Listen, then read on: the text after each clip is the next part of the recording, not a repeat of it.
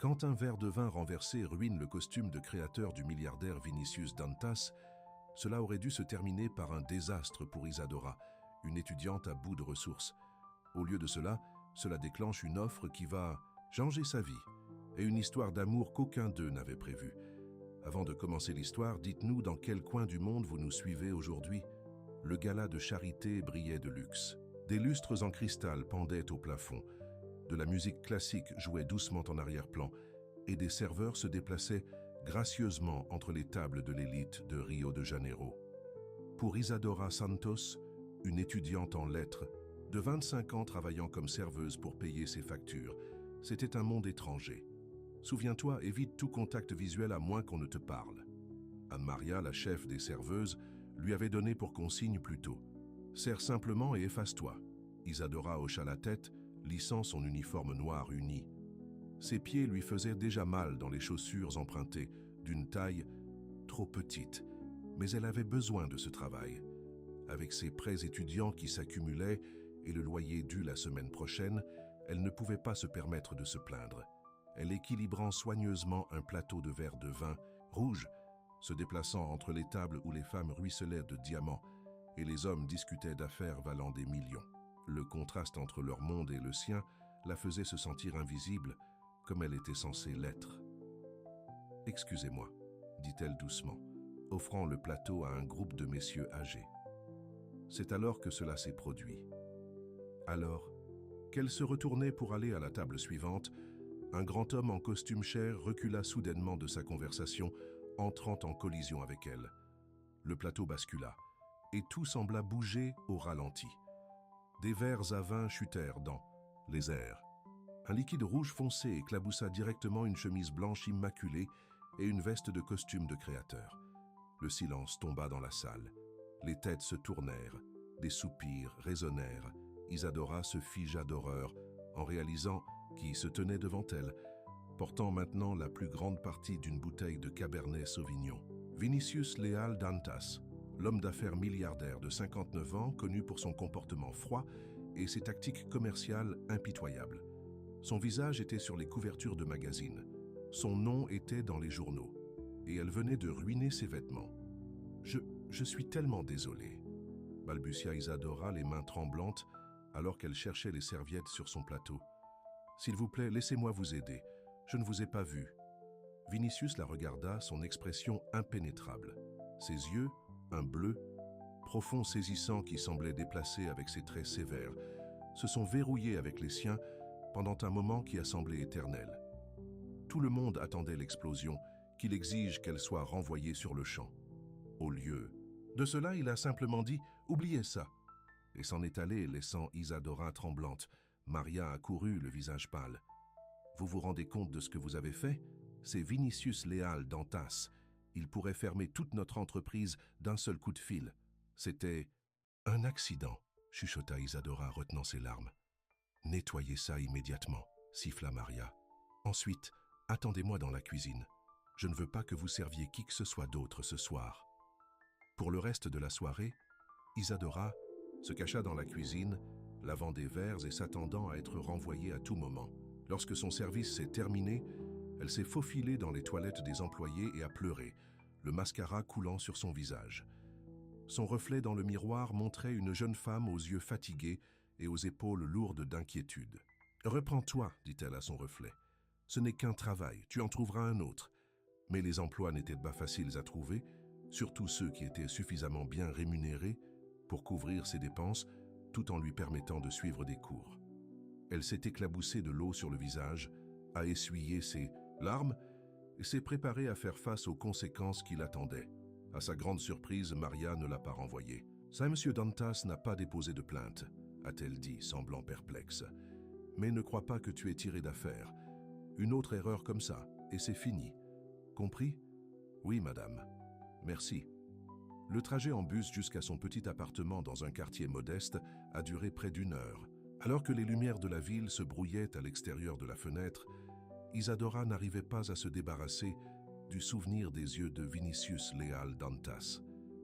Ils n'avaient pas été en colère, comme elle l'avait prévu. Ils avaient été curieux, surpris.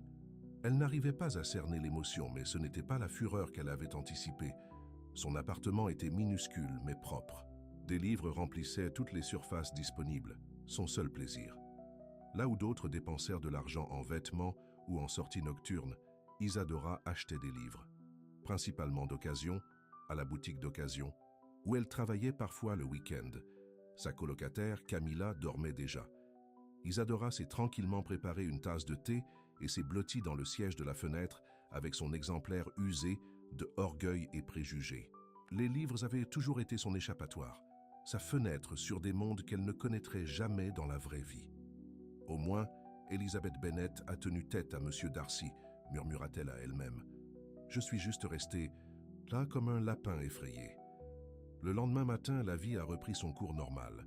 Cours le matin, un service au café près du campus l'après-midi, puis retour à la maison pour étudier. L'incident du vin a commencé à s'estomper de ses préoccupations immédiates. Des inquiétudes plus pressantes prenant sa place. Un examen à venir, un robinet qui fuyait dans la salle de bain, un avis indiquant que le paiement de son prêt étudiant augmenterait le mois prochain. 3 jours après le gala, Isadora a vérifié le courrier en montant à l'appartement. Facture, publicité et une simple enveloppe blanche avec son nom écrit d'une écriture élégante. Pas d'adresse de retour. Curieuse, elle l'a ouverte en montant les escaliers. À l'intérieur se trouvait une carte en papier épais et coûteux. Son cœur a fait un bond lorsqu'elle a lu. « Mademoiselle Isadora Santos, j'aimerais vous rencontrer pour une conversation. Ne vous inquiétez pas, il ne s'agit pas du costume. Il s'agit de ce que j'ai vu dans vos yeux ce soir-là. Je vous attends à la bibliothèque Léal Dantas ce vendredi à 10h. VLD. » Isadora s'est arrêtée sur les escaliers, lisant la note encore et encore. Cela devait être une blague. Pourquoi l'un des hommes les plus riches du Brésil voudrait-il la rencontrer? Et comment connaissait-il même son nom? Ce n'est pas possible, a-t-elle dit à haute voix, examinant la carte pour voir si elle était fausse.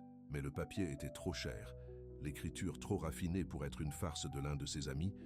Elle a montré la carte à Camilla ce soir-là. « Tu dois y aller », a insisté Camilla, les yeux grands d'excitation. « Peut-être qu'il va t'offrir un emploi. Ou peut-être qu'il est secrètement amoureux de toi, comme dans ces romans d'amour que tu lis toujours. » Isadora a levé les yeux au ciel. « Ne sois pas ridicule. Il a plus du double de mon âge et il est Vinicius Léal Dantas. Il veut probablement juste que je paie pour le nettoyage de son costume. Alors pourquoi dirait-il que ce n'est pas à propos du costume ?» a fait remarquer Camilla. « Et pourquoi se rencontrer dans une bibliothèque? S'il voulait de l'argent, ses avocats vous auraient contacté. » Isadora n'avait pas de réponse à cela. Elle a passé les 2 jours suivants à se demander s'il fallait aller à la réunion. La curiosité a finalement vaincu l'anxiété. Le vendredi matin est arrivé clair et ensoleillé. Isadora s'est habillée soigneusement avec ses plus beaux vêtements. Une simple robe bleue qui faisait ressortir la chaleur de ses yeux bruns et sa seule paire de bonnes chaussures. Elle a tressé ses longs cheveux noirs et s'est maquillée légèrement, voulant avoir l'air professionnel, mais pas comme si elle essayait trop fort. La bibliothèque Léal Dantas était située dans l'un des quartiers les plus anciens et les plus élégants de la ville. Un magnifique bâtiment de style colonial avec des colonnes blanches et de grandes fenêtres, il ressemblait plus à un manoir qu'à une bibliothèque publique. Isadora en avait entendu parler, mais ne l'avait jamais visité. C'était trop loin de son quartier, et elle avait toujours supposé qu'elle s'adressait à une clientèle plus aisée. Alors qu'elle s'approchait de l'entrée, ses nerfs menaçaient de la submerger. Elle a failli faire demi-tour 2 fois, mais quelque chose, peut-être la même opiniâtreté qui l'avait maintenue à l'école malgré les difficultés financières, l'a poussée en avant.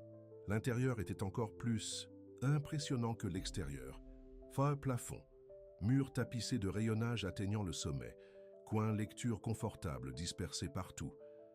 Malgré la grandeur, l'endroit avait une atmosphère chaleureuse et accueillante. À la surprise d'Isadora, il était presque vide, seulement quelques clients âgés lisant des journaux et un bibliothécaire organisant des livres. « Puis-je vous aider ?»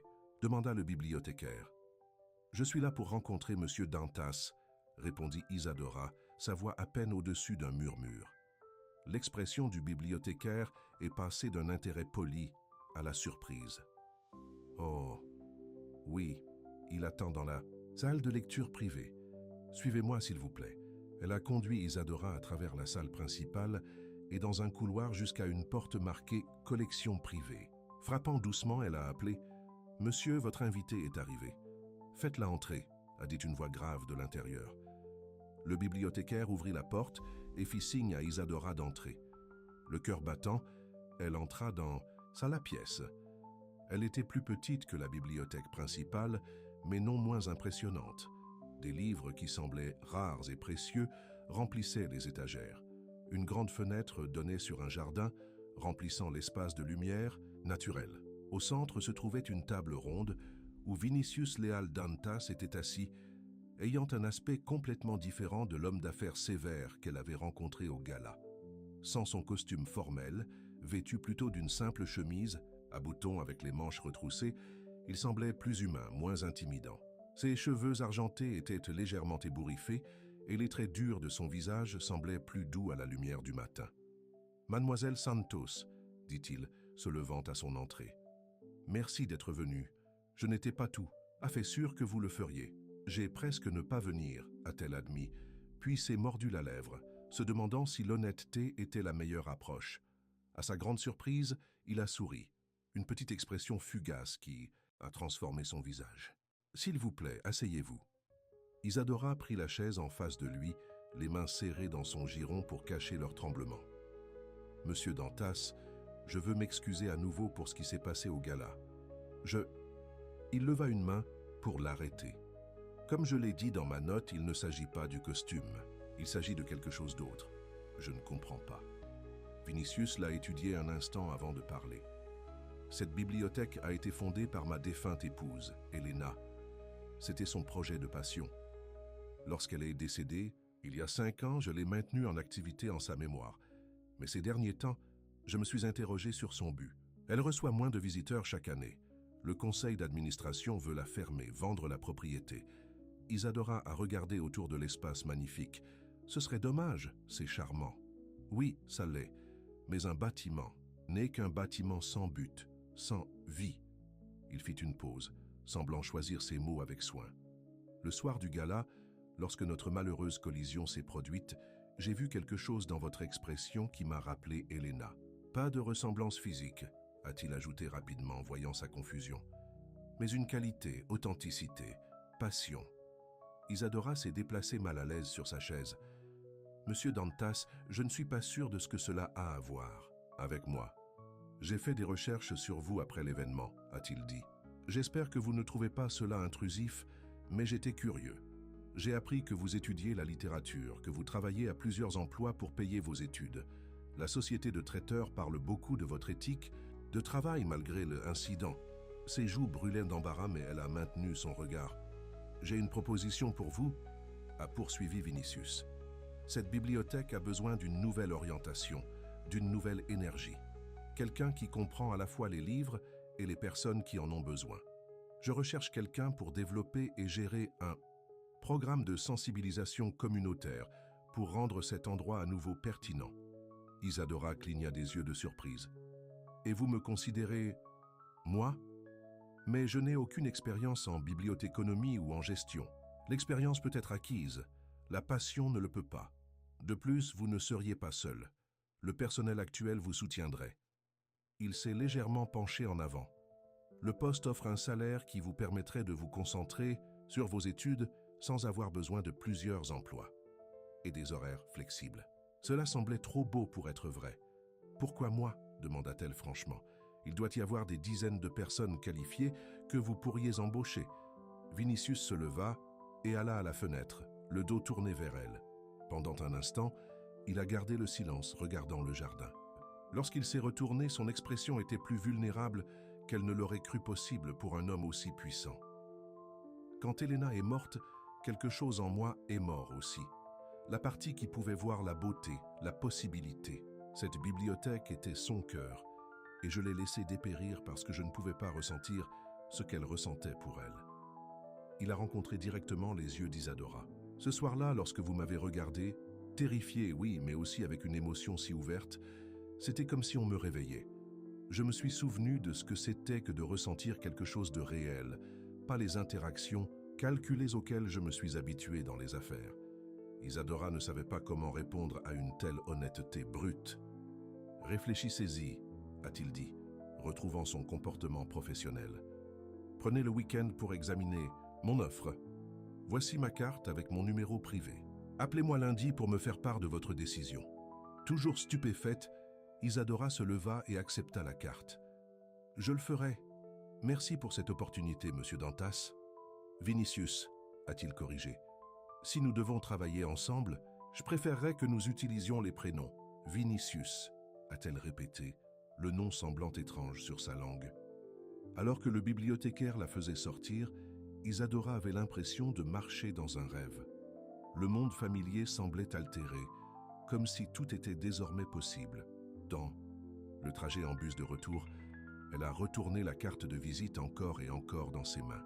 L'opportunité avait frappé de la manière la plus inattendue, répandue à partir d'un verre de vin sur un costume coûteux. La question était maintenant de savoir si elle était assez courageuse pour ouvrir la porte. Le week-end est passé, comme un éclair pour Isadora. Elle a à peine dormi, son esprit déchaîné par les possibilités et les doutes concernant l'offre inattendue de Vinicius. C'est trop beau pour être vrai, a-t-elle dit à Camilla autour d'un café dimanche matin. Les gens comme lui n'offrent pas simplement des emplois de rêve aux gens comme moi. Camilla haussa les épaules. Peut-être qu'il voit quelque chose en toi, ou peut-être qu'il est seul et veut de la compagnie. Quoi qu'il en soit, l'argent résoudrait beaucoup de tes problèmes. Mais que se passe-t-il si je suis terrible? Que se passe-t-il si je le déçois? Alors tu retournes jongler avec 3 emplois et manger des nouilles ramen pour le dîner. Camilla lui serra la main. Tu n'as rien à perdre, Isa. Lundi matin, Isadora avait pris sa décision. Les mains tremblantes, elle a composé le numéro sur la carte de visite de Vinicius. Il a répondu au 2e coup de fil. Vinicius, Dantas parle. Monsieur Dantas, je veux dire Vinicius. C'est Isadora Santos. Elle prit une profonde inspiration. J'aimerais accepter votre offre si elle est toujours ouverte. Il y a eu un moment de silence, puis « Excellent. Pouvez-vous commencer demain, 9h ?»« Demain, oui, je peux arranger ça. » Elle devrait appeler malade pour ses autres emplois, mais cette opportunité valait le risque. J'ai hâte de travailler avec vous, Isadora. Son ton était formel, mais elle pensait avoir détecté une pointe de chaleur en dessous. Le lendemain matin, Isadora arriva à la bibliothèque Léal Dantas 30 minutes plus tôt, trop nerveuse pour attendre plus longtemps à la maison. Elle portait sa plus belle tenue, la robe bleue à nouveau avec un cardigan qu'elle avait emprunté à Camilla. Madame Ferreira, la bibliothécaire en chef qu'elle avait brièvement rencontrée lors de sa première visite, l'a accueillie avec un sourire amical. Monsieur Dantas a appelé pour dire que vous nous rejoindriez. Bienvenue dans l'équipe. Laissez-moi vous faire visiter avant son arrivée. La visite a révélé les trésors cachés de la bibliothèque. En plus de la salle de lecture principale et de la collection privée, il y avait une section pour enfants qui n'avait pas été utilisée depuis des années, un petit auditorium pour les événements et une cour de jardin idéale pour la lecture en plein air. C'est magnifique, a dit Isadora. Mais où sont tous les gens? Le sourire de Madame Ferreira s'est estompé. C'est le problème, ma chère. Ils ont cessé de venir. D'abord les enfants, puis les étudiants, puis même nos habitués. De nos jours, nous recevons peut-être 10 visiteurs par jour, les bons jours. Mais pourquoi? Le monde a changé. Les livres électroniques, Internet, les coupes budgétaires dans les programmes éducatifs. Et après le décès de Madame Helena, le cœur du lieu s'est brisé. Elle tapota le bras d'Isadora. Monsieur Dantas a essayé de maintenir l'activité, mais c'est un homme d'affaires, pas un bibliothécaire. Il ne savait pas comment s'adapter. Leur conversation fut interrompue par l'arrivée de Vinicius. À la lumière du jour, Isadora remarqua des détails qu'elle avait manqués auparavant. La fatigue autour de ses yeux, la légère courbure de ses épaules qui témoignaient de fardeaux portés trop longtemps. « Je vois que Madame Ferreira vous a fait visiter les lieux, dit-il. Qu'en pensez-vous? C'est merveilleux, répondit Isadora honnêtement, mais sous-utilisé. J'ai déjà quelques idées sur la façon de ramener les gens. Ses sourcils se haussèrent, surpris. Déjà? Je suis impressionné. Discutons-en dans mon bureau. Le bureau de Vinicius se trouvait à l'arrière du bâtiment, une pièce chaleureuse, lambrissée de bois avec vue sur le jardin. Contrairement au bureau élégant et moderne qu'elle avait imaginé pour lui, cet espace avait une atmosphère personnelle, avec des photographies sur le bureau et des livres bien usés sur les étagères. Une photo attira son attention. Une femme saisissante aux yeux bienveillants et au sourire joyeux debout devant la bibliothèque. « Helena », dit Vinicius suivant son regard, « ma défunte épouse. C'était son endroit préféré au monde. Elle était magnifique », dit Isadora doucement. « Oui, intérieurement et extérieurement. » Il s'éclaircit la gorge. « Mais nous sommes là pour parler de l'avenir, pas du passé. Dites-moi vos idées. » Prenant confiance, Isadora exposa ses réflexions. Des programmes pour les enfants après l'école, des partenariats avec les universités locales, des groupes de lecture pour les personnes âgées, des cours d'alphabétisation numérique pour ceux qui n'ont pas accès à la technologie à domicile. La bibliothèque ne doit pas seulement être un lieu d'emprunt de livres, expliqua-t-elle, s'échauffant à son sujet. Elle doit être un centre communautaire, un lieu où les personnes de tous âges et de tous horizons se sentent les bienvenus. Des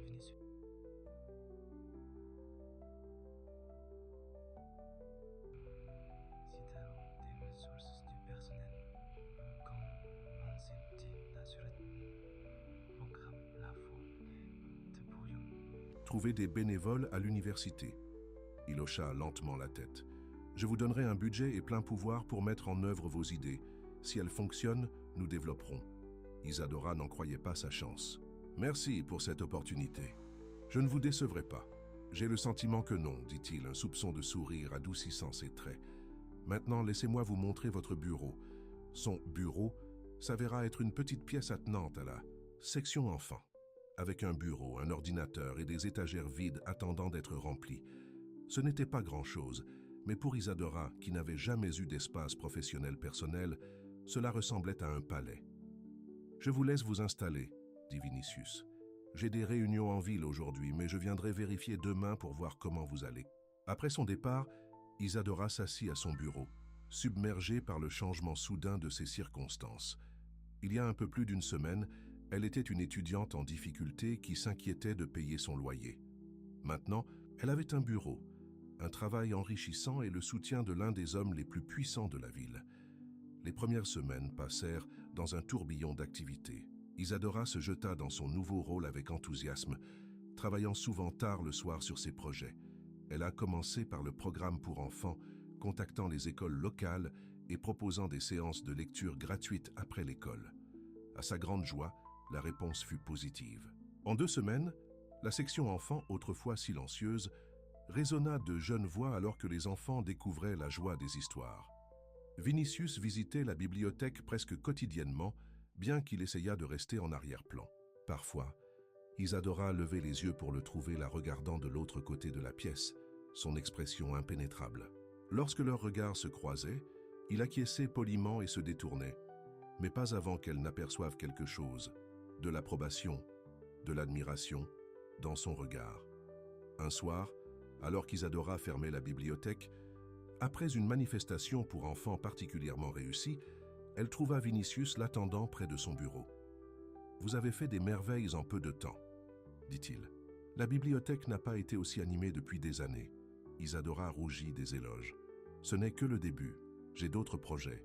Je n'en doute pas. » Il hésita puis demanda « Avez-vous dîné ?» « Je pensais que nous pourrions discuter de vos projets futurs autour d'un repas. » L'invitation la surprit. « J'aimerais ça, » dit-elle, avant de pouvoir trop réfléchir. Il l'emmena dans un petit restaurant élégant où le personnel le salua par son nom mais ne fit pas de chichi sur sa présence. Autour d'un excellent repas et de vin, Isadora se détendit, racontant des histoires sur son enfance, son amour des livres, ses rêves pour l'avenir. À sa surprise, Vinicius était un auditeur attentif, posant des questions pertinentes et semblant sincèrement intéressé par ses réponses. Au fil de la soirée, il commença à partager des bribes de sa propre vie. Ses humbles débuts, le travail acharné qui avait bâti sa fortune, son amour pour Helena. « Elle vous aurait aimé, » dit-il, faisant tournoyer le vin dans son verre. « Votre énergie, votre passion pour les livres, la façon dont vous vous connectez avec les enfants. Helena a toujours cru que les bibliothèques pouvaient changer des vies. Elles ont changé la mienne, » admit Isadora.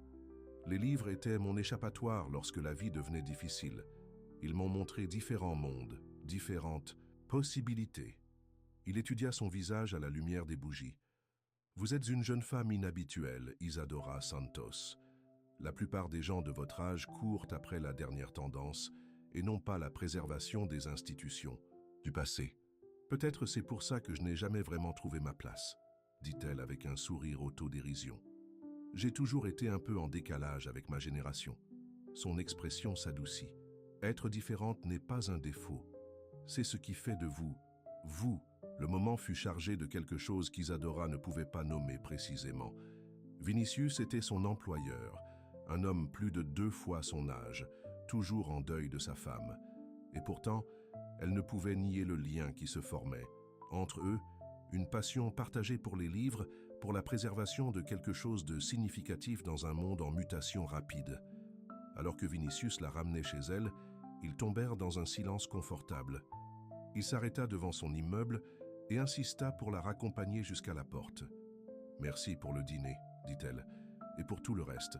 Cette opportunité a changé ma vie. »« Vous l'avez mérité, » répondit-il. « Bonne nuit, Isadora. » Elle le regarda partir en voiture, confuse par le mélange étrange d'émotions qu'il suscitait en elle. Du respect, certainement. De l'admiration pour ses réalisations et son engagement envers l'héritage de sa défunte épouse. Mais il y avait quelque chose d'autre, quelque chose qu'elle n'était pas prête à examiner de trop près. Au fil des semaines, la bibliothèque continua de prospérer sous la direction d'Isadora. La nouvelle des programmes se répandit, attirant davantage de visiteurs chaque jour. Elle engagea 2 assistants à temps partiel, des étudiants en littérature qui partagèrent sa passion, pour l'aider à gérer la charge de travail croissante. Vinicius devint une présence plus régulière, la rejoignant souvent pour prendre un café dans la cour du jardin ou restant tard pour aider à ranger les livres après un événement. Progressivement, la barrière formelle qui les séparait commença à se dissiper, remplacée par quelque chose qui ressemblait de plus en plus à une amitié, mais tout le monde n'approuvait pas leur proximité croissante. Un après-midi, alors, qu'Isadora organisait des livres pour le programme pour enfants du lendemain, elle surprit la conversation de 2 femmes dans l'allée voisine. C'est elle, la fille que Vinicius Dantas a embauchée pour diriger la bibliothèque, dit l'une en chuchotant. « Elle est si jeune. Quelle qualification pouvait-elle bien avoir ?» répondit sa compagne. « Aucune, d'après ce que j'ai entendu. C'était une serveuse qui lui a renversé du vin lors d'un événement. Et voilà, elle dirige la précieuse bibliothèque d'Elena. » Le ton de la femme dégoulinait d'insinuations. « Cela vous fait vous demander ce qui se passe d'autre. » Isadora se figea, les livres serrés contre sa poitrine, les joues brûlant d'humiliation. « Excusez-moi, » intervint une voix froide et familière. Vinicius apparut, son expression orageuse.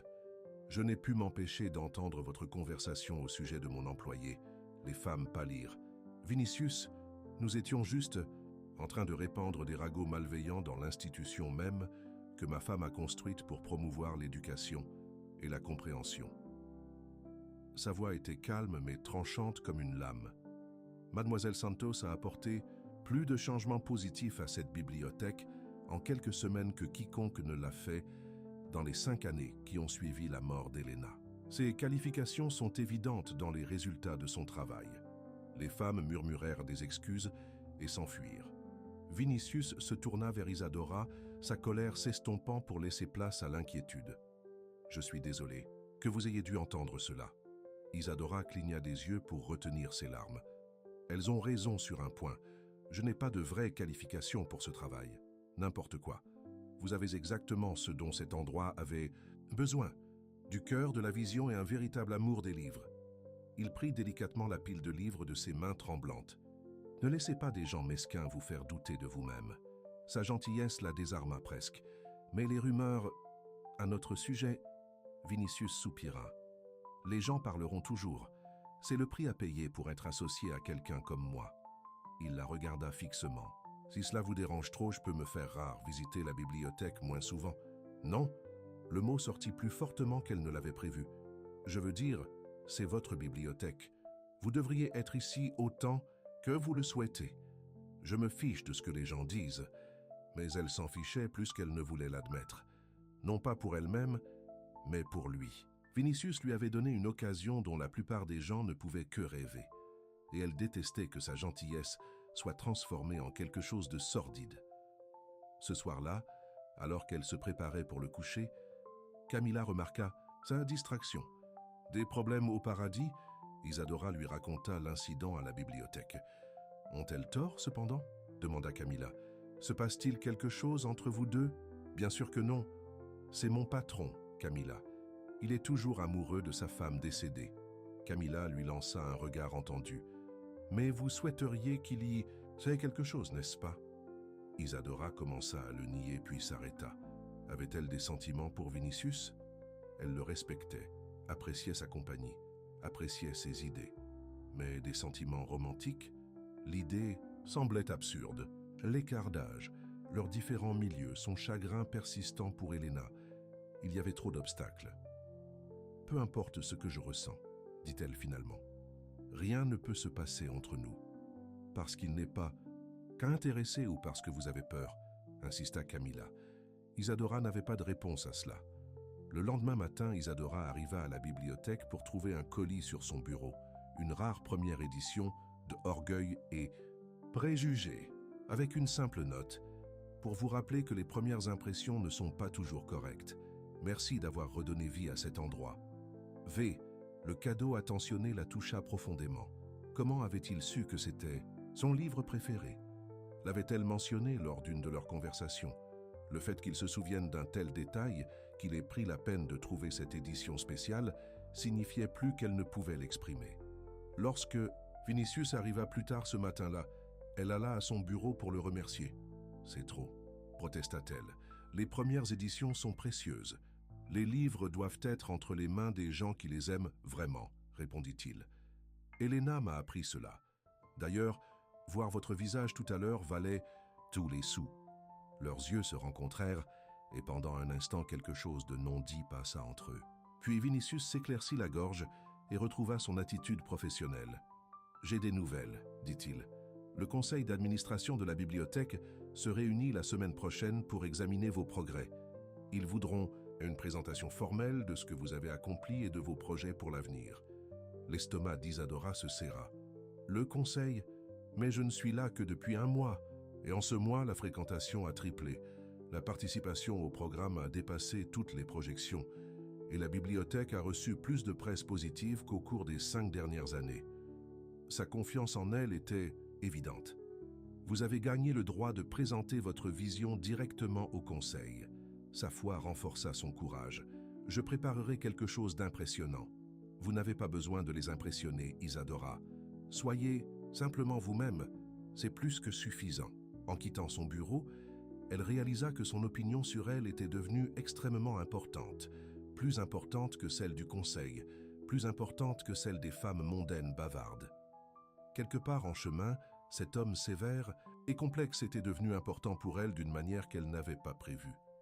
Et à en juger par le livre qui l'attendait sur son bureau, elle comptait peut-être aussi pour lui. Le jour de la réunion du conseil arriva trop vite. Isadora avait passé chaque instant libre à préparer sa présentation, à rassembler des statistiques sur la fréquentation de la bibliothèque, à créer des tableaux pour montrer l'impact de ses programmes et à répéter ce qu'elle dirait. « Vous vous en sortirez bien », l'assura Vinicius ce matin-là alors qu'il révisait ses notes une dernière fois. « Les chiffres parlent d'eux-mêmes. Les chiffres ne sont pas le problème, admit Isadora. Ce sont les gens. Et s'ils ne pensent pas que j'ai ma place ici ?» L'expression de Vinicius s'adoucit. « Vous avez gagné votre place, Isadora. Ne laissez personne vous faire penser le contraire. » Sa confiance en elle était touchante, mais cela ne calmait pas les papillons dans son estomac. À midi, vêtue de ses plus beaux vêtements, une simple robe bleu marine empruntée à Camilla, Isadora entra dans la salle du conseil au dernier étage de la bibliothèque. 8 personnes étaient assises autour d'une grande table en acajou, toutes au moins 2 fois son âge, toutes vêtues de vêtements coûteux qui coûtaient probablement plus que son loyer mensuel. Vinicius était assis à la tête de la table, son expression soigneusement neutre alors qu'il faisait les présentations. « Mademoiselle Santos, voici les membres du conseil d'administration de la bibliothèque Léal d'Antas. Mesdames et messieurs, voici Isadora Santos, notre nouvelle directrice de programme. » Isadora serra la main de chaque membre du conseil, essayant de se souvenir de leur nom. La plupart l'ont salué poliment, voire froidement. Une femme mince aux cheveux argentés parfaitement coiffés, n'a fait aucun effort pour cacher son dédain. « Clarissa Monteiro, dit-elle, touchant à peine la main tendue d'Isadora. J'étais une chère amie d'Elena. » Quelque chose dans son ton fit rougir Isadora. Il était clair que c'était quelqu'un qui désapprouvait sa présence dans la bibliothèque d'Elena. Mademoiselle Santos a préparé une présentation sur la nouvelle orientation de la bibliothèque, dit Vinicius. Je pense que vous serez impressionné par ce qu'elle a accompli en seulement 6 semaines. Prenant une profonde inspiration, Isadora commença sa présentation. Au début, sa voix tremblait, mais alors qu'elle entrait dans les détails de son travail, les programmes pour enfants, les groupes de lecture pour les personnes âgées, les cours d'alphabétisation numérique, sa passion prit le dessus, calmant ses nerfs. La fréquentation a augmenté de 278% depuis que nous avons mis en œuvre ces changements, expliqua-t-elle, pointant ses tableaux. Nous avons accueilli plus de 500 nouveaux détenteurs de cartes de bibliothèque, dont beaucoup pour la première fois. Et la réponse de la communauté a été extrêmement positive. Pendant qu'elle parlait, elle remarqua que l'expression des membres du conseil changeait. Le scepticisme initial laissa place à l'intérêt, voire à l'approbation, de la plupart d'entre eux. Clarissa Monteiro resta impassible tout au long, échangeant occasionnellement des regards avec l'homme assis à côté d'elle. Lorsqu'Isadora eut terminé, il y eut un moment de silence, puis une salve d'applaudissements dirigée par Vinicius. « Des questions ?» demanda-t-il en regardant autour de la table. « Dans quelle mesure ces programmes sont-ils durables ?» demanda un homme plus âgé. « Que se passe-t-il lorsque la nouveauté s'estompe ?» Isadora avait anticipé cela. « Nous planifions déjà la phase 2, des partenariats avec les écoles locales pour des sorties scolaires régulières, des lectures d'auteurs hebdomadaires et un projet de jardin communautaire dans la cour. Nous continuerons à évoluer pour répondre aux besoins de la communauté. » Un autre membre du conseil, une femme aux yeux bienveillants, hocha la tête avec approbation. « Je suis impressionné, c'est exactement le type d'innovation qu'Elena aurait adoré. » Clarissa s'éclaircit la gorge. « Bien que les chiffres soient adéquats, je suis préoccupé par l'image que nous projetons. La bibliothèque Léal d'Antas a toujours accueilli un certain type de clients. Ces nouveaux programmes semblent attirer une foule plutôt différente. » L'implication était claire, et Isadora sentit son visage chauffer. Avant qu'elle ne puisse répondre, Vinicius prit la parole, sa voix calme mais ferme. La bibliothèque était destinée à servir tous les membres de la communauté Clarissa. C'était la vision d'Elena dès le début. Le calibre de nos clients, comme vous dites, se mesure à leur amour de l'apprentissage et non à leur statut socio-économique. Les lèvres de Clarissa se pincèrent. « Bien sûr, Vinicius. Je suis simplement préoccupé par le fait que, dans notre empressement à remplir le bâtiment, nous oublions peut-être les normes qu'Elena a défendues.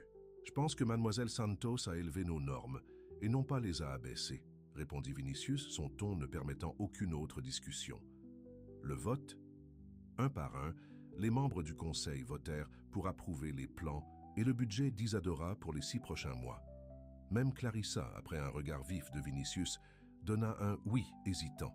« Excellent, » dit Vinicius. « Mademoiselle Santos, merci pour votre présentation. Vous pouvez retourner à votre bureau pendant que nous discutons de quelques affaires supplémentaires. » Isadora quitta la salle, se sentant comme si elle venait de courir un marathon. Dans le couloir, elle s'appuya contre le mur, les yeux fermés, le soulagement la submergeant. Elle l'avait fait, convaincu le conseil, assuré l'avenir de la bibliothèque, prouver sa valeur. Elle était encore là lorsque la porte s'ouvrit à nouveau et que les membres du conseil commencèrent à sortir. La plupart hochèrent poliment la tête en passant. La femme aux yeux doux s'arrêta pour lui tapoter le bras. « Bien joué, ma chère. C'est bon de voir la bibliothèque reprendre vie. » Clarissa fut la dernière à sortir, accompagnée de l'homme qui était assis à côté d'elle pendant la réunion. Elle adressa à Isadora un sourire froid. « Félicitations pour votre performance. Ricardo, voici la jeune femme dont je vous parlais. » L'homme, grand, avec les mêmes yeux bleus que Vinicius, mais une expression plus dure, lui tendit la main. Ricardo Dantas, le fils de Vinicius. La surprise d'Isadora dut se lire sur son visage, car le sourire de Ricardo n'atteignit pas ses yeux. « Mon père ne m'a pas mentionné. Je ne suis pas surpris. Nous ne sommes pas toujours d'accord, surtout récemment. »« Ricardo » dit Clarissa, sa voix douce comme du miel. me disait à quel point il est préoccupé par les récents investissements de son père. Isadora redressa les épaules. La bibliothèque n'est pas un investissement récent. Elle fait partie de l'héritage familial d'Antas depuis des décennies. La bibliothèque elle-même, oui, acquiesça Ricardo, mais la nouvelle orientation et le personnel sont le projet personnel de mon père. Un projet qui a soulevé des sourcils dans certains milieux. Avant qu'Isadora ne puisse répondre, Vinicius émergea de la salle de réunion. Son expression s'assombrit lorsqu'il les vit. « Ricardo, je ne m'attendais pas à te voir, ici. Clarissa a mentionné la réunion. J'ai pensé m'arrêter, voir ce qui vous occupe tant, ces jours-ci. » Le regard de Ricardo se porta sur Isadora, puis retourna sur son père. « Maintenant, je comprends. La tension entre père et fils était palpable. Isadora souhaitait pouvoir disparaître. « Mademoiselle Santos, » dit Vinicius, la voix soigneusement contrôlée, « pourriez-vous nous laisser un instant ?» Reconnaissante pour cet échappatoire, Isadora hocha la tête et se hâta vers l'ascenseur. Au moment où les portes se refermèrent, elle aperçut Vinicius et Ricardo se faisant face, tous deux avec la même mâchoire serrée. De retour dans son bureau, Isadora essaya de se concentrer sur son travail, mais son esprit revenait sans cesse à la rencontre avec Ricardo. Vinicius n'avait jamais mentionné avoir un fils, bien que cela soit logique, bien sûr. Quels autres membres de la famille pourrait-il y avoir? Et pourquoi y avait-il une tension aussi évidente entre eux? 1 heure plus tard, un coup à sa porte interrompit ses pensées. Vinicius se tenait là, l'air fatigué. « Puis-je entrer ?» Elle lui indiqua la chaise en face de son bureau. Bien sûr. Il s'assit lourdement, se passant une main sur le visage. « Je te dois des excuses pour cette scène avec Ricardo et une explication. »« Vous ne me devez rien, » dit-elle, rapidement. « Si. » Il soupira. « Ricardo est mon fils de mon premier mariage, qui a pris fin avant que je ne rencontre Elena. Il travaille pour l'entreprise, gère la division sud-américaine. Nous n'avons jamais été proches, mais les choses ont été particulièrement tendues depuis la mort d'Elena. » Isadora écouta, ne voulant pas être indiscrète mais curieuse de cette partie de la vie de Vinicius qu'il n'avait jamais mentionnée. « Ricardo n'a pas approuvé le temps et l'argent que j'ai consacrés au maintien de la bibliothèque après la mort d'Elena. Il le considère comme une perte de ressources, un gaspillage sentimental. » L'expression de Vinicius se durcit, et maintenant, il s'inquiète de mon jugement en vous engageant. « Parce que je suis jeune et inexpérimenté, » hasarda Isadora. « En partie, et en partie parce que Clarissa lui a rempli la tête de ragots ridicules. » Il la regarda directement. « Tu devrais savoir qu'il y a des rumeurs infondées et malveillantes sur la nature de notre relation. » Isadora sentit ses joues s'enflammer. « J'en ai entendu certaines. Je suis désolé. Ma position fait de moi une cible pour les spéculations et maintenant tu es prise dans la ligne de mire. » Il hésita. « Si cela te met mal à l'aise, nous pouvons établir des limites plus formelles. Je peux visiter la bibliothèque moins souvent, garder nos interactions strictement professionnelles. » Cette pensée la rendit inexplicablement triste. « Est-ce ce que vous voulez ? » ?»« Non, » admit-il. « J'ai apprécié nos conversations, notre travail ensemble. La bibliothèque se sent à nouveau vivante, non seulement à cause des programmes, mais à cause de ta présence. » Son honnêteté la toucha. « Alors ne laissez pas les ragots changer les choses. Je ne l'ai pas fait. » Un petit sourire adoucit ses traits. « Tu es remarquablement résiliente, Isadora Santos. J'ai dû l'être. » Elle lui rendit son sourire. « Maintenant, devrions-nous retourner au travail ? Nous avons l'approbation du Conseil pour les nouveaux programmes, après tout. » Son sourire s'élargit. « En effet, et j'ai autre chose à discuter avec toi, un gala de collecte de fonds pour la bibliothèque qui aura lieu le mois prochain. J'aimerais que tu participes à son organisation, que tu sois le visage public de nos nouvelles initiatives. » « Un gala ?» L'esprit d'Isadora réfléchit à la nuit où ils s'étaient rencontrés quand elle servait des boissons, sans se mêler aux invités. « Je ne saurais pas par où commencer pour organiser quelque chose comme ça. Mon assistante s'occupera de la logistique. Je veux juste que tu participes à la conception de l'événement, en veillant à ce qu'il reflète ta vision de la bibliothèque. » Il fit une pause. « Et bien sûr, tu y assisteras comme mon invité, pas comme membre du personnel. » L'implication ne lui échappa pas. « Êtes-vous sûr que c'est sage, compte tenu des ragots ? Je suis passé l'âge de me soucier de ce que les gens pensent, dit-il d'un geste de la main. De plus, c'est l'occasion idéale de te présenter officiellement à nos donateurs et à nos sympathisants. Ta passion pour la bibliothèque est notre meilleur outil de collecte de fonds. Vu ainsi, cela avait du sens. Pourtant, l'idée d'assister à un tel événement au bras de Vinicius, rien de moins, la rendait nerveuse. Que porterait-elle? Comment se comporterait-elle? Elle serait si clairement déplacée parmi l'élite de Rio, comme s'il lisait dans ses pensées. Vinicius ajouta doucement: « Ne t'inquiète pas pour tous les détails maintenant. Nous avons amplement le temps de nous préparer. Dis simplement que tu aideras. Bien sûr que je le ferai, accepta-t-elle. Pour la bibliothèque. Pour la bibliothèque, répéta-t-il, bien que quelque chose dans son expression suggère qu'il pourrait y avoir plus que cela. Dans les semaines qui suivirent, Isadora partagea son temps entre la mise en œuvre des nouveaux programmes de la bibliothèque et l'aide à la planification du gala de collecte de fonds.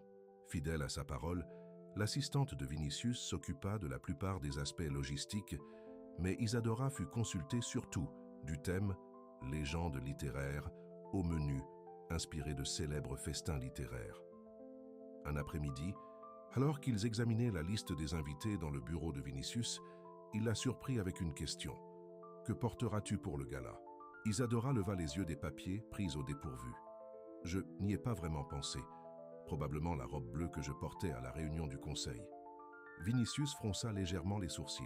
« Bien que cette robe soit jolie, cet événement nécessite quelque chose de plus formel. Une tenue de soirée. Je n'ai pas exactement des robes de soirée qui traînent dans mon placard, dit-elle avec un rire gêné. Il sembla débattre de quelque chose intérieurement, puis prit une décision. Elena a laissé de nombreuses belles robes. Elles sont entreposées depuis sa mort. Peut-être trouveras-tu quelque chose d'approprié. Parmi elles, l'offre la stupéfia. Vous voulez que je porte les vêtements de votre défunte épouse? Je sais que cela semble étrange, admit-il. Mais Elena aimait les belles choses, et elle aurait détesté les voir rester inutilisées. Elle faisait à peu près ta taille, peut-être un peu plus grande. Isadora ne savait pas comment répondre. D'une part, c'était une solution pratique à son problème. D'autre part, il y avait quelque chose d'intensément personnel, à importer des vêtements qui avaient appartenu à la femme dont le souvenir hantait encore clairement Vinicius. « Tu n'as pas besoin de décider maintenant, » dit-il, remarquant son hésitation. « Réfléchis-y simplement. » Ce soir-là, Isadora discuta de cette étrange offre avec Camilla. « C'est soit vraiment adorable, soit vraiment bizarre, » conclut Camilla. « Je ne peux pas décider lequel. »« C'est exactement mon dilemme, » soupira Isadora. « Une partie de moi pense que c'est une solution pratique. Je ne peux pas me permettre d'acheter une robe, et cela résoudrait le problème. Mais une autre partie se demande s'il me voit comme une sorte de remplacement pour elle. » Camilla eut l'air pensive. T'a-t-il déjà comparé à elle? Ou mentionné des similitudes? Non, jamais. Il a toujours été clair que ce sont des choses séparées. Ses sentiments pour Elena et ses... Elle s'arrêta. « Ses sentiments pour toi ?» demanda Camilla. Isadora secoua la tête. « Ce n'est pas ce que je voulais dire.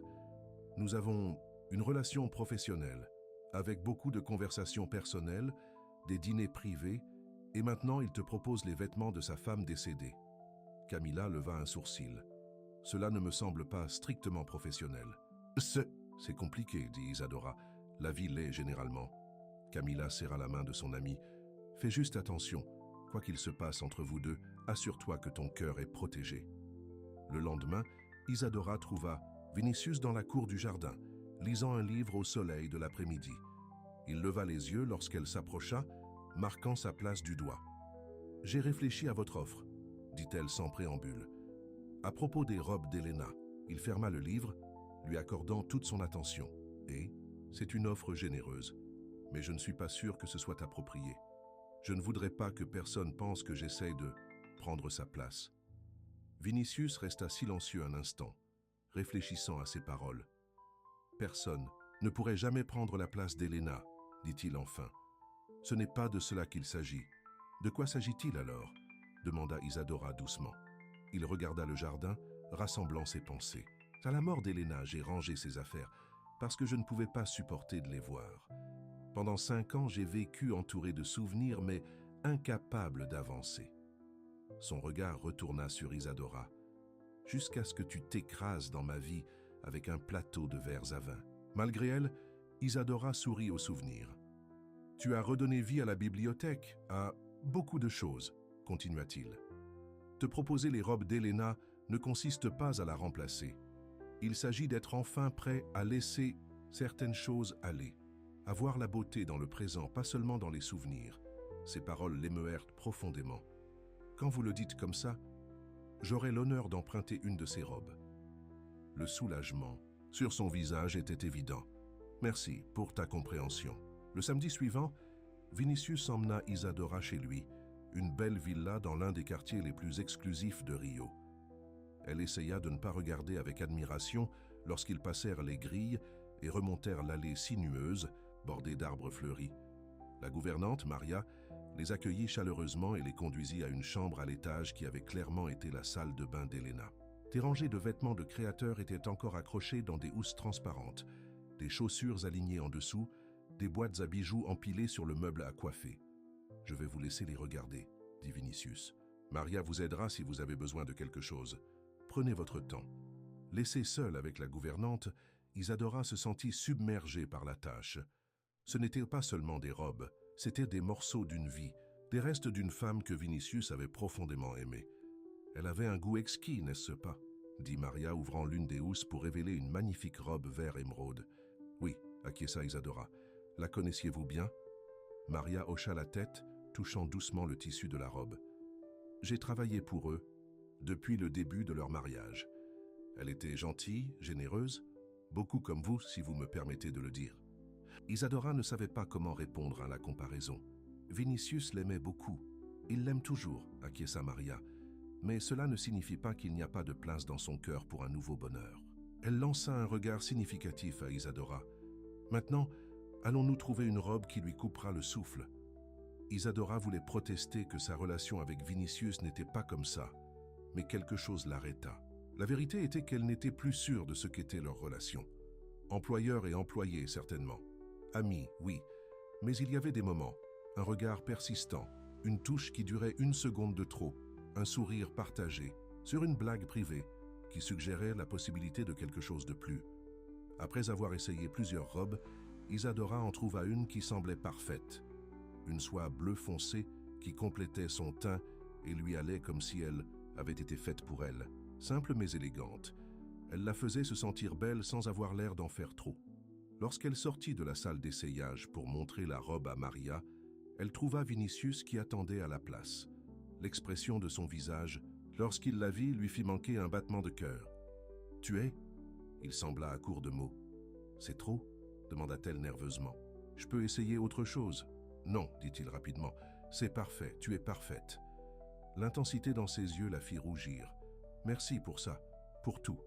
C'est moi qui devrais te remercier, Isadora. » Il fit un pas de plus près. « Tu as ramené la lumière dans ma vie, alors que je pensais que les ténèbres étaient permanentes. » Ils restèrent là, se regardant, l'air entre eux chargé de sentiments non exprimés.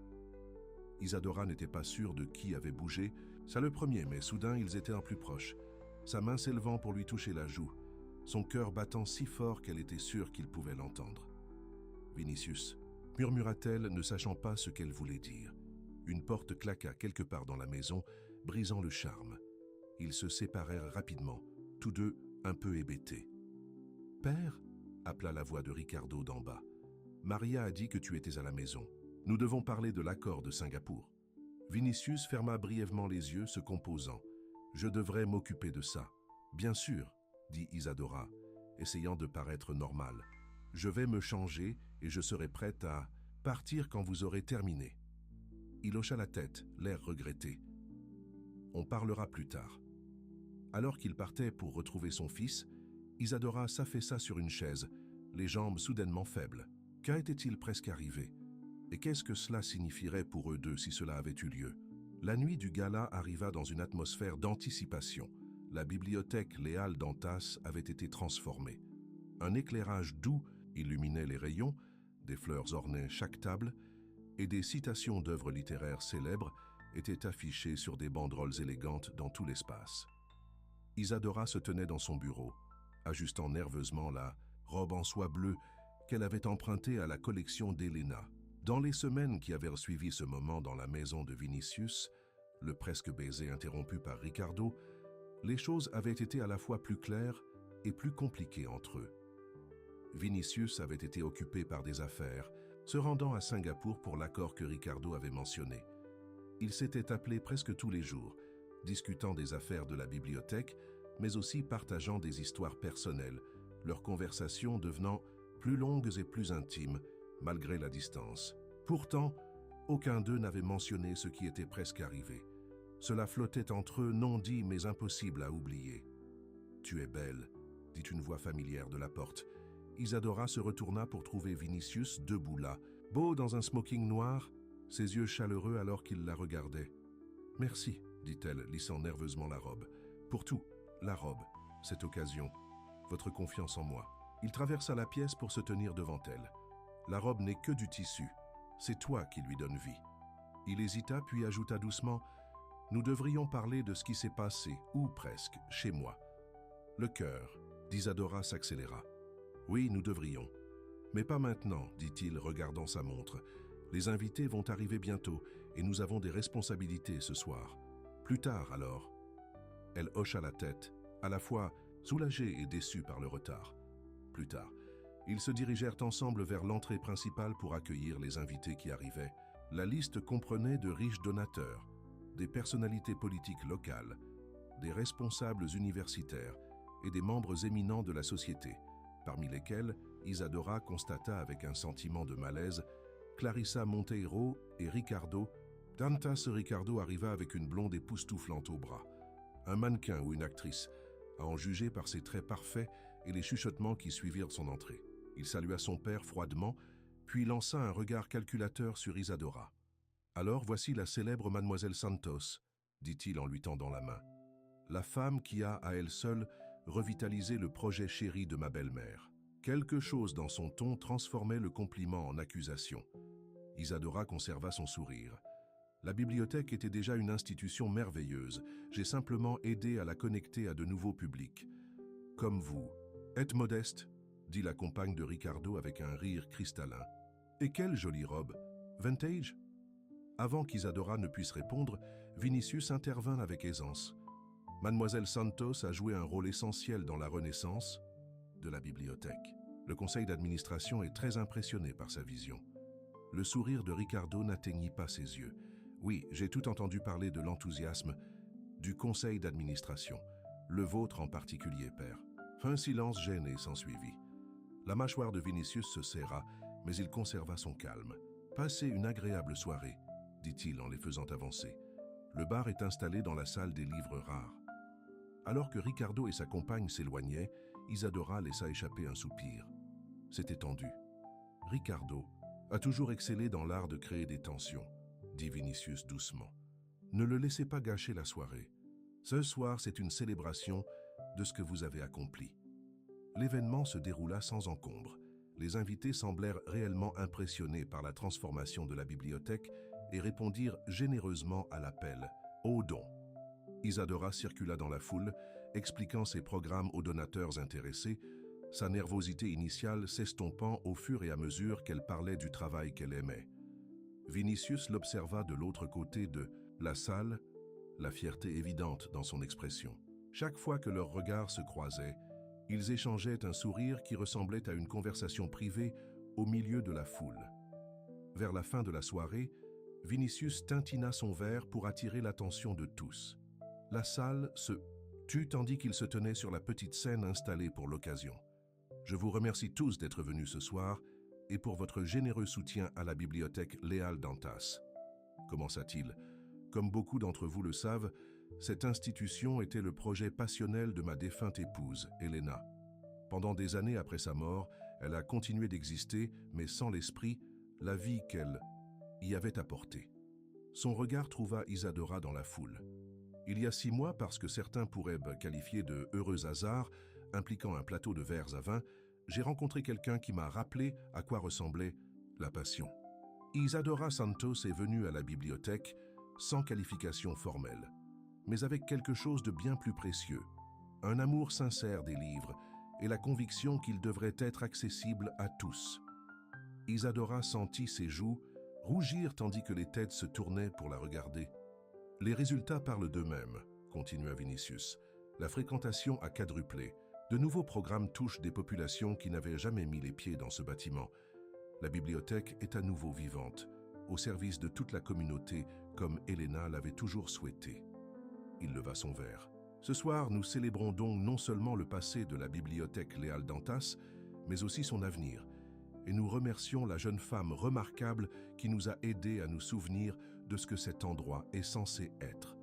Des applaudissements emplirent la salle. Isadora cligna des yeux pour retenir ses larmes, submergée par sa reconnaissance publique de son travail. Alors que les applaudissements s'estompaient, une voix coupa l'atmosphère agréable. « Comme c'est touchant !» Clarissa Montero se leva vers un vin à la main, son expression fragile. Un si joli discours, Vinicius. Elena serait si intéressée de voir ce qu'il est advenu de son héritage. Un silence tomba sur la foule. L'expression de Vinicius se durcit. Clarissa, ce n'est pas le moment. Quand est-ce le moment alors? La voix de Clarissa était aiguë. Quand vous aurez complètement réécrit l'histoire? Quand la vision d'Elena aura été entièrement remplacée par quoi que ce soit? Elle fit un geste de dédain autour de la salle. La vision d'Elena était une bibliothèque au service de la communauté, répondit Vinicius, le ton maîtrisé mais ferme. C'est exactement ce qu'Isadora a accompli. Oh, je suis sûr qu'elle a accompli beaucoup de choses. Le regard de Clarissa se fixa sur Isadora, froid et calculateur. Une jeune femme sans qualification, dirigeant soudainement l'une des institutions culturelles les plus prestigieuses de la ville. Portant les vêtements d'Elena, se tenant à la place d'Elena.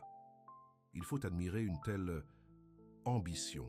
L'implication était claire, et Isadora sentit comme si on lui avait donné une gifle. Des murmures se répandirent dans la foule, tandis que les gens échangeaient des regards. « Ça suffit, Clarissa », dit Vinicius, la voix d'acier. Ricardo fit un pas en avant, se joignant à la mêlée. « Est-ce suffisant, père ? Parce que, de là où je me tiens, on dirait que vous vous êtes laissé manipuler par un joli visage et une histoire larmoyante. Ricardo !» Le contrôle de Vinicius lâcha, la colère flamboyante dans ses yeux. « Vous ne parlerez pas de mademoiselle Santos de cette façon. Pourquoi pas? C'est ce que tout le monde pense. » Ricardo regarda autour de la salle. Le grand Vinicius d'Antas, amoureux d'une fille 2 fois plus jeune que lui, remettant les clés du royaume sans réfléchir. Isadora ne pouvait plus respirer. Tous les yeux de la salle étaient rivés sur elle, la jugeant, spéculant. Tout le travail qu'elle avait fait, tout ce qu'elle avait accompli, réduit à de laides insinuations. Elle sentait des larmes menacées et les combattit. Pleurer maintenant ne ferait que confirmer ce qu'il pensait, qu'elle n'était qu'une jeune fille émotive dépassée par les événements. « Si vous me le permettez, » dit-elle, la voix plus stable qu'elle ne le ressentait. « J'ai besoin d'air. » Elle traversa rapidement la foule, la tête haute, jusqu'à atteindre la cour du jardin. L'air frais de la nuit se posa comme une bénédiction sur son visage enflammé. Elle s'affaissa sur un banc près de la fontaine, laissant enfin s'effondrer son calme. Comme elle avait été naïve de penser qu'elle pouvait appartenir au monde de Vinicius. Peu importe ce qu'elle accomplissait, des gens comme Clarissa et Ricardo la verraient toujours comme une intruse, une chasseuse d'or, un remplacement pour Elena. Isadora. Elle leva les yeux pour trouver Vinicius debout à quelques pas, l'inquiétude gravée sur ses traits. Elle essuya rapidement ses larmes. « Je suis désolée, » dit-elle. « Je n'avais pas l'intention de m'enfuir comme ça. C'était non professionnel. Ne vous excusez pas. » Il s'assit à côté d'elle sur le banc. « Si quelqu'un doit s'excuser, c'est moi. J'aurais dû anticiper le comportement de Clarissa et l'empêcher. Ce n'est pas votre faute. » Isadora regarda la fontaine, observant le jeu de lumière sur l'eau. « Peut-être ont-ils raison. Peut-être que je n'ai pas ma place ici. C'est absurde. » La voix de Vinicius était ferme. « Vous avez fait plus pour la bibliothèque en 6 mois que quiconque en des années. Les chiffres le prouvent. La réponse de la communauté le prouve. Mais à quel prix pour vous ?» Elle se tourna pour le faire face. « Votre relation avec votre fils, votre position auprès de vieux amis comme Clarissa. Je cause des problèmes dans votre vie. Ricardo et moi avions des problèmes bien avant votre arrivée, » dit-il ironiquement. Et la loyauté de Clarissa était toujours envers Elena, pas envers moi. Elle en veut que je finisse par aller de l'avant. L'implication dans ces mots fit bondir le cœur d'Isadora. « Est-ce ce que vous faites? Aller de l'avant ?» Vinicius garda le silence un instant, rassemblant ses pensées. « Quand Elena est morte, j'ai pensé que cette partie de ma vie était terminée. J'ai fonctionné, j'ai travaillé, j'ai existé, mais je ne vivais pas. Puis vous êtes entré en collision avec moi avec ce plateau de verres à vin et quelque chose s'est réveillé. Isadora sourit malgré ses larmes au souvenir de leur première rencontre. Ce n'est pas seulement la bibliothèque qui est revenue à la vie ces derniers mois, continua-t-il. C'était moi. Vous m'avez rappelé qu'il peut y avoir de la joie dans le présent, pas seulement dans les souvenirs du passé. Il prit sa main plus grande et chaude autour de ses petits doigts. Je n'ai pas prévu cela, Isadora. Je ne m'attendais pas à ressentir cela à nouveau, surtout pas pour quelqu'un de si différent d'Elena, de tellement plus jeune que moi. Je me suis battue, je me suis dit que c'était inapproprié, impossible. Et maintenant, demanda-t-elle doucement, maintenant, je ne veux plus me battre. Ses yeux bleus se fixèrent sur les siens. Je tiens à vous, Isadora, profondément. Pas en remplacement d'Elena. Personne ne pourrait jamais l'être. Mais comme vous-même, avec votre passion, votre intelligence et votre courage. Le cœur d'Isadora battait la chamade. Les gens vont parler, les gens parlent déjà, fit-il remarquer. La question est de savoir si nous laissons leurs opinions dicter notre bonheur. Et Ricardo? Il désapprouve clairement. Vinicius soupira. Ricardo devra s'y faire. C'est un homme adulte, et même si j'apprécie notre relation, je ne peux pas le laisser contrôler ma vie. Ils restèrent assis en silence un moment, le poids de ses paroles s'installant entre eux. Puis Isadora parla, la voix douce mais ferme. J'ai essayé de me dire que ce que je ressens pour vous n'est que de la gratitude, de l'admiration, que ce serait insensé d'imaginer quelque chose de plus entre nous. Et je me suis menti à moi-même. Elle serra sa main. Je tiens à vous aussi, Vinicius, plus que je ne devrais, compte tenu de nos circonstances. Le soulagement sur son visage était palpable. Alors nous sommes tous les deux des fous, dit-il avec un petit sourire. Probablement, acquiesça-t-elle, lui rendant son sourire. Mais je préfère être une folle qui a tenté sa chance qu'une personne qui a laissé la peur prendre ses décisions. Vinicius leva la main, pour lui toucher doucement la joue. Puis-je vous embrasser maintenant? Sans que Ricardo n'interrompe cette fois? Au lieu de répondre, Isadora se pencha en avant et pressa ses lèvres contre les siennes. Le baiser fut d'abord doux, puis plus profond, alors que des années de solitude et des mois d'affection grandissante se fondaient en un moment de connexion parfaite. Quand ils se séparèrent enfin, tous deux étaient essoufflés. Vinicius garda sa main sur son visage, son pouce caressant sa joue, comme s'il ne pouvait pas tout à fait croire qu'elle était réelle. « Eh bien, » dit une voix derrière eux. Cela explique beaucoup de choses. Ils se retournèrent pour trouver Ricardo debout à l'entrée de la cour, son expression impénétrable. Isadora se tendit, prête pour une autre confrontation. À sa grande surprise, Ricardo n'avait pas l'air en colère, juste résigné, peut-être même un peu triste. « Ce n'est donc pas seulement la bibliothèque que vous ramenez à la vie, dit-il à Isadora. C'est aussi mon père. » Vinicius se leva, tenant la main d'Isadora dans la sienne. « Ricardo, non, laissez-moi finir. » Ricardo leva une main. « J'étais prêt à ne pas vous aimer, mademoiselle Santos, à croire le pire.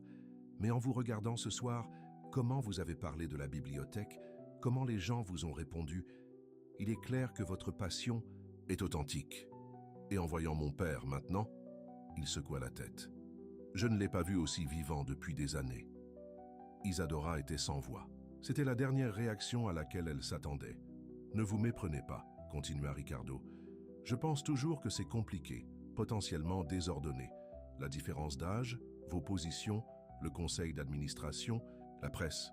Il y aura des défis. »« Nous en sommes conscients, » dit Vinicius sèchement. « Mais, » ajouta Ricardo, « je ne vais plus être l'un de ces défis. Si c'est ce que vous voulez, père, alors je vous soutiendrai. Vous deux. » La sincérité dans sa voix était indubitable. Vinicius sembla aussi étonné qu'Isadora, puis son expression s'adoucit. « Merci, fils. Cela signifie plus que tu ne le sais. » Ricardo hocha la tête maladroitement, puis fit un geste vers le bâtiment principal. « Les invités commencent à partir. Certains membres du conseil d'administration vous demandaient « Nous allons y aller tout de suite », le rassura Vinicius. Alors que Ricardo s'éloignait, Isadora laissa échapper un souffle qu'elle n'avait pas réalisé retenir. C'était inattendu. Ricardo a la capacité de surprendre de sa mère, dit Vinicius en secouant la tête d'étonnement quand il choisit de l'utiliser. Ils restèrent ensemble dans le jardin éclairé par la lune, les bruits de la fête s'estompant, tandis que les invités commençaient à partir. Isadora sentit une étrange sensation de paix s'installer sur elle. Quels que soient les défis à venir, ils les affronteraient ensemble. « Devrions-nous retourner à l'intérieur ?» demanda-t-elle. « Dire au revoir aux invités ?» Vinicius hocha la tête, mais avant qu'il ne quitte le sanctuaire du jardin, il la serra dans ses bras pour un autre baiser. « Juste pour être sûr que c'est réel », murmura-t-il contre ses lèvres. Le baiser ne laissait aucun doute. Mina dans la main, ils retournèrent à la bibliothèque, leur bibliothèque, pour faire face à l'avenir ensemble. 1 an plus tard, la bibliothèque Leal Dantas bourdonnait d'activité. Les rires des enfants résonnaient dans le coin des contes. Les étudiants travaillaient tranquillement dans les salles d'études et les personnes âgées discutaient dans le jardin communautaire qui fleurissait maintenant dans la cour. Autrefois, vide, Isadora se déplaçait dans l'espace, saluant les clients par leur nom, s'arrêtant pour aider un jeune garçon à trouver un livre sur les dinosaures, vérifiant auprès du bénévole qui dirigeait le cours d'alphabétisation numérique. C'était son domaine maintenant, officiellement, car le conseil d'administration avait approuvé à l'unanimité sa nomination en tant que directrice permanente 6 mois plus tôt. Les changements n'avaient pas tous été faciles. Comme l'avait prédit Ricardo, il y avait eu des défis. Les ragoteuses de la société s'étaient données à cœur joie lorsque la relation de Vinicius et Isadora était devenue publique. Certains membres du conseil d'administration avaient exprimé des préoccupations concernant le caractère approprié de leur arrangement. La presse avait publié des articles intrusifs, spéculant sur leur différence d'âge, ses motifs, son chagrin. Malgré tout, ils étaient restés fermes ensemble. Vinicius n'avait jamais hésité dans son soutien professionnel à son égard, ni dans son engagement personnel envers elle. Et Isadora avait prouvé, jour après jour, que sa passion pour la bibliothèque était authentique et que sa vision de son avenir était saine. Lentement, les ragots s'étaient estompés tandis que les résultats de son travail étaient devenus impossibles à ignorer. La bibliothèque Leal Dantas était maintenant une institution modèle, étudiée par d'autres bibliothèques du pays, cherchant à revitaliser leur propre programme.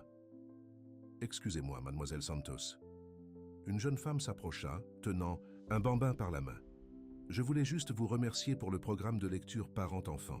Cela a fait une telle différence pour mon fils. » Isadora sourit, s'agenouillant au niveau de l'enfant. « Aimes-tu les livres, Miguel ?» Le garçon hocha timidement la tête, serrant un livre d'images contre sa poitrine. « C'est ce qui rend tout cela valable, » dit Isadora à la mère, alors qu'elle se levait. Voir des enfants tomber amoureux de la lecture. Après leur départ, Isadora consulta sa montre. Vinicius arriverait bientôt pour leur rendez-vous déjeuner hebdomadaire, une tradition qu'ils avaient maintenue malgré leur vie conjugale désormais partagée. Il a dit qu'il était important de maintenir la romance vivante, de prendre du temps l'un pour l'autre malgré leurs emplois du temps chargés. Elle se dirigea vers son bureau pour prendre son sac à main et le trouva déjà là, un bouquet de fleurs à la main. « Tu es en avance, » dit-elle, son visage s'illuminant à sa vue. « Je ne pouvais pas attendre de te voir. » Il lui tendit les fleurs. « Joyeux anniversaire. »« Anniversaire ? Il y a 1 an aujourd'hui, c'était le gala de charité où tu m'as renversé. » Du vin sur ma chemise. Ses yeux brillaient d'amusement. Le jour qui a tout changé. Isadora rit, secouant la tête. La plupart des gens ne célébreraient pas l'anniversaire d'une catastrophe. C'était la meilleure chose qui me soit jamais arrivée, dit-il en la serrant dans ses bras. Parfois, les plus grandes bénédictions de la vie sont déguisées en accidents.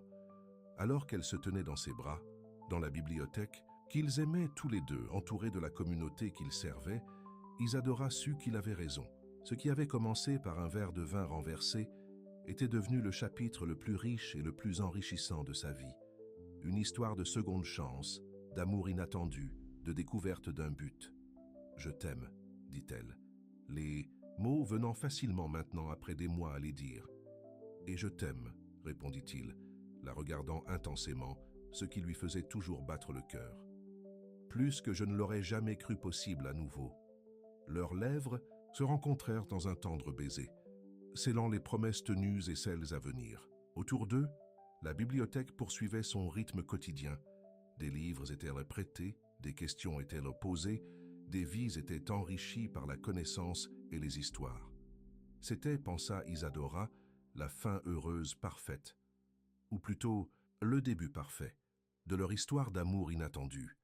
Alors qu'ils quittaient la bibliothèque main dans la main, se dirigeant vers le soleil éclatant de Rio, Isadora ressentit une profonde gratitude pour cette nuit fatidique, pour le courage de saisir une occasion inattendue, et pour l'homme à ses côtés qui avait vu au-delà d'une tache de vin la femme qui changerait sa vie.